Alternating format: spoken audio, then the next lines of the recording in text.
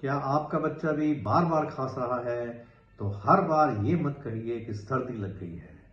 सर्दी का कारण सिर्फ ठंडी हवा नहीं होता, प्रदूषण भी बड़ा कारण होता है।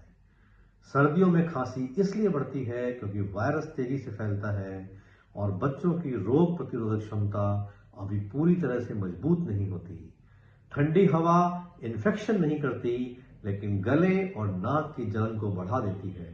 और प्रदूषण यानी कि पोल्यूशन, धुआं, धूल, गाड़ियों का धुआं बच्चों की सांस की नली को चिढ़ाकर खांसी की तरफ ज्यादा बढ़ा देता है, क्योंकि सांस लेने की नलियां हमारे ब्रोंकियोस ब्रोंकाई ज्यादा सिकुड़ जाते हैं। इसका मुख्य कारण होता है वायरल जुकाम, फ्लू, पोस्ट वायरल इरिटेशन, सूखी और धूल भरी हवा, प्रदूषण से जलन, शिशुओं में रिफ्लक्स और दमा जैसे लक्षण जो रात और दिन को ठंड बढ़ा देते हैं। कब अपने डॉक्टर को दिखाएं? अगर बच्चे की सांस तेज चल रही है या सीटी जैसी आवाजें आ रही हैं, खांसी 3 हफ्ते से ज्यादा है, बच्चा दूध और पानी पीने में दिक्कत कर रहा है, बुखार बार बार आ रहा है, होंठ नीले लगे और बच्चा बहुत कमजोर लगे, ऐसी हालत में हमें क्या नहीं करना चाहिए?